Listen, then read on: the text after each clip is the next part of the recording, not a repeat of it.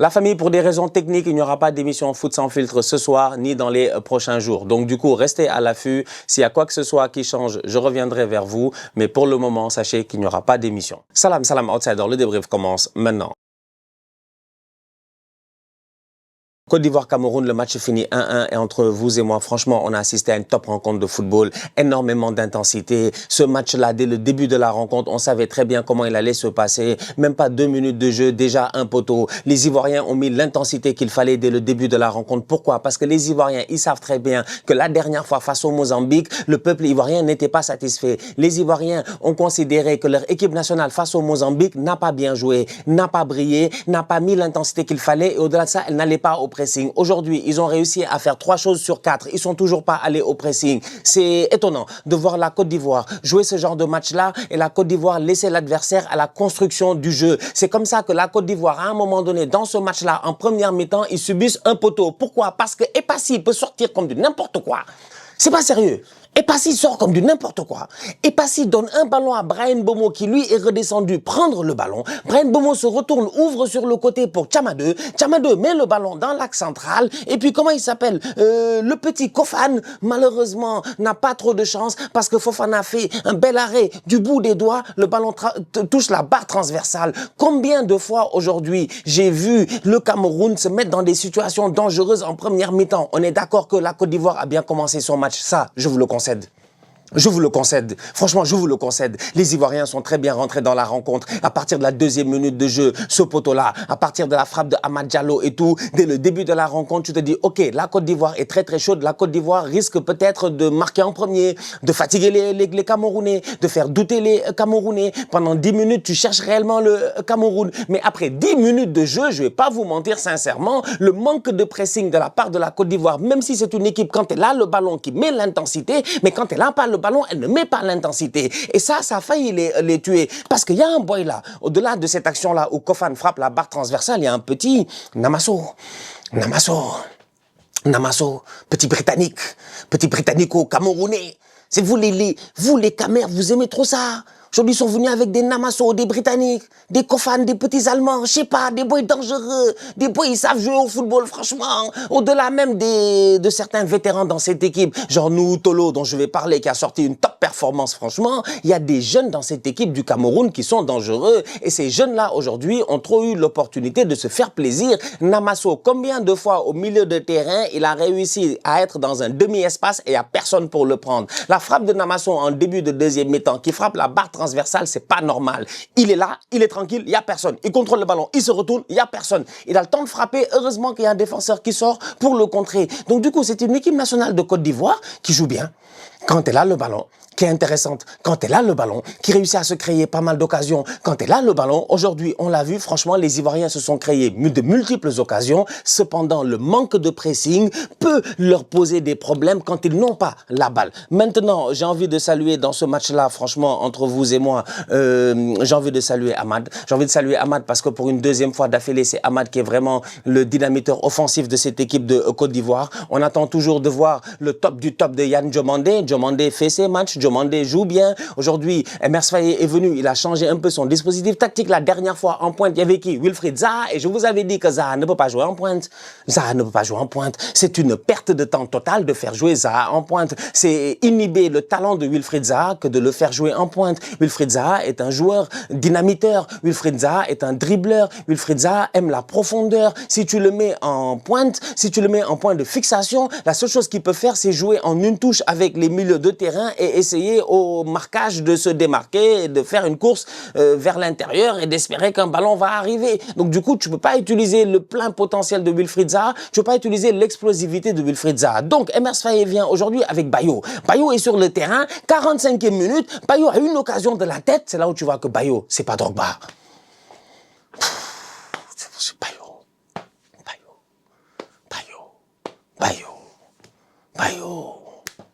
Bayo. Le centre est parfait. Bayo doit claquer une tête. Normalement, c'est un but, je suis désolé. Bayo met le ballon à côté. complètement au-dessus d'ailleurs. Il prend même pas bien la tête.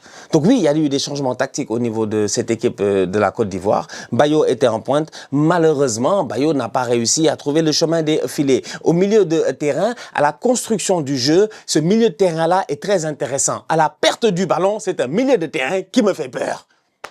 C'est une réalité. Les Ivoiriens, s'ils ont envie que moi je leur dise, en tout cas, moi, ma vérité à moi, elle peut ne pas être la vôtre. Et ça, je le respecte, tu vois. On est dans, voilà, on parle au football. Personne n'a le monopole de la vérité. Vous pouvez être d'accord, vous pouvez ne pas être d'accord. Cependant, moi, le milieu de terrain, Sangaré, Kessie et Fofana, c'est un milieu de terrain qui a gagné une Coupe d'Afrique la dernière fois. On sait, on était là, on était présent, on s'en rappelle très très bien. Top performance de la part de Sangaré, de Fofana et de Franck Kessie. Aujourd'hui, encore une fois, on le voit. C'est des gars qui, quand ils se projettent avec la balle, sont anormalement dangereux. Franck Kessie claque un but. Il y a hors-jeu. Je me pose des questions d'ailleurs. Est-ce qu'il y a hors-jeu? Tu veux comprendre. Il y a hors-jeu ou il y a pas? Je sais pas. Il a sifflé quoi là-bas? Il y a poussette sur Tolo ou je sais pas ce qu'il a sifflé là-bas. Bref, Franck Kessie est dangereux. Franck Kessie aujourd'hui, plusieurs fois, il est dans la surface de réparation. Il frappe, arrêt de Epassi. Franck Kessie qui contrôle le ballon, qui frappe, Epassi est battu, mais il y a hors-jeu. Franck Kessie va toujours créer le surnombre. Fofana va toujours être à l'entrée de la surface de réparation pour tout ballon qui va traîner. Fofana, quand il porte le ballon, quand il transperce les lignes, il est ultra important. Sangaré va vraiment être ce point de fixation tranquille, ce tour de contrôle. Donc quand la Côte d'Ivoire a le ballon, automatiquement leur milieu de terrain te fait plaisir. Mais quand ils n'ont pas la balle, c'est ce que je disais tout à l'heure, comment est-ce que ça se fait que Mbeumo et Namasso sont constamment dans le demi-espace, ils font ce qu'ils veulent. Pourquoi? Parce qu'il n'y a personne pour les prendre. Dès qu'ils n'ont pas le ballon, ça devient dangereux. Ça devient dangereux. Donc c'est un match qui finit 1-1, mais si tu t'assois calmement, que tu sois ivoirien, que tu sois camerounais, il y a des satisfactions et il y a aussi des points d'amélioration. C'est une réalité. Il y a des satisfactions, mais il y a des points d'amélioration. C'est un milieu de terrain de la Côte d'Ivoire qui est pertinent, mais c'est un milieu de terrain de la Côte d'Ivoire qui, de temps en temps, doit apprendre à presser. Il faut que les Ivoiriens, ils apprennent à presser leurs adversaires. Il faut qu'ils aillent sur le porteur du ballon. Parce qu'il y a certains boys dans cette compétition qui sont tellement talentueux que si tu leur donnes un demi-espace, ils sont capables de te faire mal. Et aujourd'hui, Namasso, à mon humble avis, a fait un très bon match parce que Namasso, plusieurs fois, il s'est mis dans des positions où il avait l'opportunité de se retourner, d'avancer, soit de faire un décalage, soit de frapper. Bryan Mbeumo, la même chose. En fin de rencontre, c'est la même chose. En transition, tu as vu l'action avec Bassogog? Tu as vu l'action avec Bassogog? Cette action-là où Bryan Mbeumo frappe, Conan est obligé de venir et... C'est avec ses cojones que Conan, il a arrêté le ballon. Et c'est même pas au sens figuré, c'est au sens propre, c'est corones. C'est Ghislain Conan. Ghislain Conan était obligé quand même de mettre, de mettre en danger toute sa descendance pour la patrie de la Côte d'Ivoire. Il est venu contrer ce ballon-là avec ses corones, il a tout donné, le pauvre, il était à terre, tu vois. Donc quand tu vois cette contre-attaque-là, là encore une fois, je me dis, mais en transition, où est le milieu de terrain de la Côte d'Ivoire? En transition, où est le, comment on appelle ça, comment il dit ça? Who covers? C'est qui couvre, en fait? C'est qui couvre? C'est qui couvre? Attention à ce genre de petits détails-là. Sinon, mis à part ça, bon match de la part de Conan. Franchement, il a été top. Il a été top. Il a été top sur le côté parce que, voilà, parce que c'est lui qui est le passeur décisif sur le but de Hamad, parce que c'est lui qui prend le ballon, c'est lui qui sort le ballon, c'est lui qui fait ce double contact, cette ouverture qui est sensationnelle. La finition de Hamad, il n'y a absolument rien à dire. Hamad est un joueur de Manchester United, peut-être même la saison passée, un des meilleurs joueurs de Manchester United. Cette saison même, certainement, si tu enlèves, si tu mets à côté des Bruno Fernandes et tout ça, c'est peut-être un des meilleurs joueurs de Manchester United. En tout cas, un des boys les plus constants, un des premiers noms que met Ruben Amorim sur la feuille de match. C'est normal qu'en équipe nationale, il arrive et il réussit à briller. Je suis très content pour lui parce que franchement, il est en train de faire une top compétition. Très beau but de sa part. Frappe enroulée, pied gauche et puis Epassi, il est battu. Maintenant, au niveau de cette équipe du Cameroun-là, je pense que notre tonton Pagou, David Pagou, va falloir se méfier de lui, le coach du Cameroun, parce que je pense qu'il a trouvé quelque chose d'assez intéressant avec cette équipe du Cameroun-là. Pourquoi? Le Cameroun, les Camerounais, personnellement, sont toujours sereins. Cependant, de temps en temps, tu peux les regarder et te dire, il y a quelque chose, moi, qui ne me rassure pas. Mais là, sincèrement, quand je les vois jouer, je me dis, ouais, c'est une équipe qui est dangereuse. Pourquoi elle est dangereuse? Parce que, oui, la Côte d'Ivoire s'est créé des occasions aujourd'hui, mais derrière, le Cameroun aussi n'a pas démérité. Le Cameroun a joué. Le Cameroun a touché le poteau 2 fois. Le Cameroun a mis Fofana dans des positions compliquées, tu vois. Ils ont frappé, ils ont mis l'intensité qu'il fallait. Baleba au milieu de terrain, on l'a vu. Baleba très utile, qui prend un carton jaune, qui est obligé de lever un tout petit peu le pied, mais n'empêche qu'il n'arrête pas en termes d'intensité et tout. Quand je vois les balais bas au milieu de terrain de temps en temps, je pense à Lamine Camara. J'ai envie de dire, Lamine, s'il te plaît. Lamine, s'il te plaît. En fait, c'est pas Tessis qui doit jouer. Franchement, besoin de gars, il vient, t'as vu les tacles de Tolo aujourd'hui? Tolo, c'est le joueur le plus nul quand il a le ballon. La preuve, d'ailleurs, la preuve. Corner pour le Cameroun. Tolo est dans la surface de réparation. Tolo fait une reprise de volée. Tolo est à 2 mètres des buts, où il doit marquer. Au lieu de mettre le ballon vers les buts, il met le ballon 10 mètres en arrière. Tolo, quand il a la balle, il y a de quoi avoir peur. Cependant, défensivement parlant, en termes de positionnement, franchement, depuis le début de la compétition, Nourou Tolo est injouable. Il est injouable. Aujourd'hui, il a anticipé sur tous les ballons. Impossibilité totale, je dis bien, de surprendre Nourou Tolo. Impossibilité totale de le surprendre. C'était lui le Kounkuma sur le terrain. C'était le seul aujourd'hui, tu sens réellement qu'il n'avait pas pris de Kior. Il était lucide dans sa tête, tout était clair. Tolo était là, le tacle sur Ahmad, le tacle sur Mbomo. En fait, il y a des moments où le ballon ne nécessite même pas un tacle. Hein. Tolo peut récupérer la balle, faire une passe, mais Tolo va quand même tacler. Juste pour faire peur aux joueurs adverses, en fait. C'est ça. Il était là dès la 5e minute, tu le vois en train de motiver ses coéquipiers. Dès le début du match, il est là en train de motiver ses coéquipiers. Jusqu'à la fin de la rencontre, il n'a jamais arrêté de leur parler, de leur dire continuez, allez vous battre. C'est important. Donc, tu as une bonne balance dans cette équipe du Cameroun-là entre des gars qui finalement ont mis leur ego de côté. Le problème du Cameroun, il était simple, c'est qu'à un moment donné, les Onana, on les aime bien, franchement, bien sympa et tout.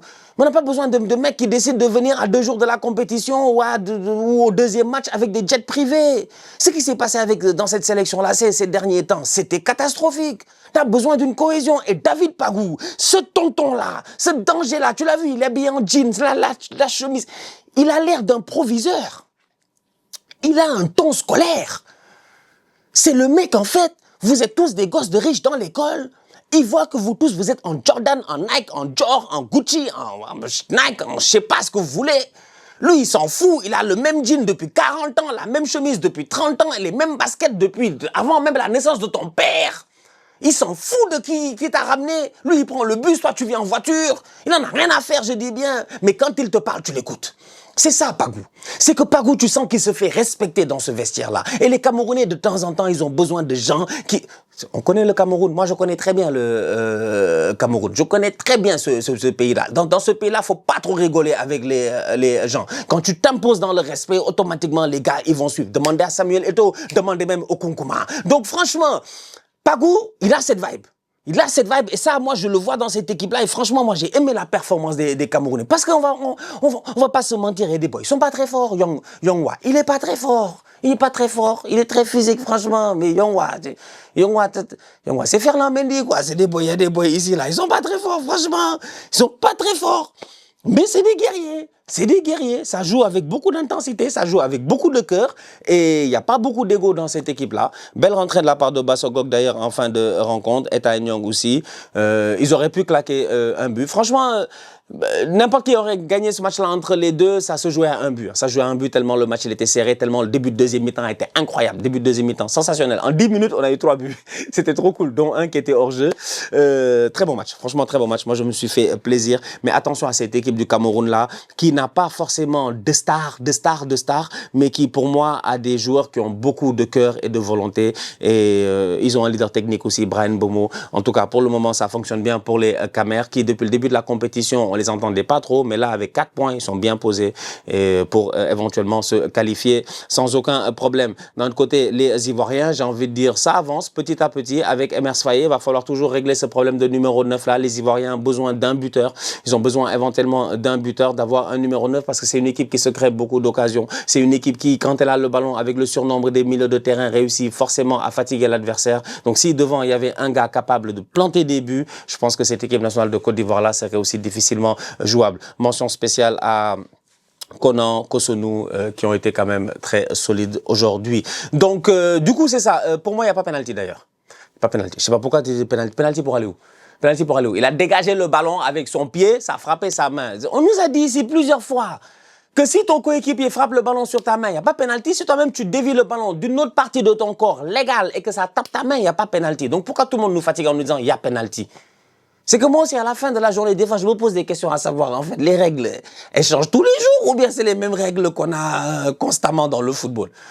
Pourquoi est-ce qu'il y a même doute qu'il y avait pénalty? Il n'y a pas pénalty, ouais. Il a frappé le ballon lui-même sur sa main. Il ne peut pas y avoir pénalty là-bas quand même. Gérez-vous. Donc, je pense que c'était la seule action plus ou moins litigieuse. Sinon, il me semble, mais je ne me rappelle pas d'autre chose. Sinon, globalement parlant, je pense que l'arbitre algérien a bien géré son match. Cameroun, Côte d'Ivoire. En pole position pour la qualification. Maintenant, c'est une question de premier, deuxième. Attention, encore une fois, comme je dis, au Mozambique. Prochain match du Cameroun, ça va être face au Mozambique. Et prochain match de la Côte d'Ivoire, ça va être face au Gabon, qui est déjà éliminé, il me semble, je pense, ou presque éliminé. En tout cas, ils ne sont pas gérés aujourd'hui face aux Mozambicains. Ils se sont fait taper. Obama, il a raté des têtes, des machins. C'était fou. Ça a été compliqué. Ça a été compliqué pour eux. C'est à se poser des questions à savoir, est-ce que le football gabonais peut se réinventer? Like Bruno Ekwele Manga. 150 ans. 150 ans, c'est une momie, Bruno. Franchement, Bruno, t'es vieux. Non, Bruno, t'es vieux, franchement, tonton. Bruno, t'es vieux. National, frérot. Genre, il n'y a pas de problème. Et là-bas, il va jouer avec les cousins. Là-bas, il n'y a pas de souci. Le niveau, il est correct. Mais là, il marche sur le ballon. Il a assez d'expérience pour savoir, laisse le gars partir. Khalas, s'il a marqué, c'est pas grave. Mais il tire le maillot, il donne un penalty. C'est compliqué pour certains pays. Je comprends pas. Le Gabon, c'est 2,6 millions d'habitants. Le Cap-Vert, c'est pas plus d'habitants. Mais le Cap-Vert a un taux de renouvellement de joueurs plus élevé que le Gabon. Il se passe quoi au Gabon? En tout cas, bref. Voilà. Sinon, les Algériens, ils sont chauds. 1-0, tranquille. Je sais pas ce qu'ils veulent, eux, mais on me dit ça sent Sénégal-Algérie en 8e si on finit 2e. J'ai mal à la tête déjà. La famille, on se capte très bientôt pour une nouvelle vidéo. D'ici là, on continue à liker, on continue à partager. On s'abonne. On est ensemble, on reste en santé. Toujours le plus important. Tous outsiders.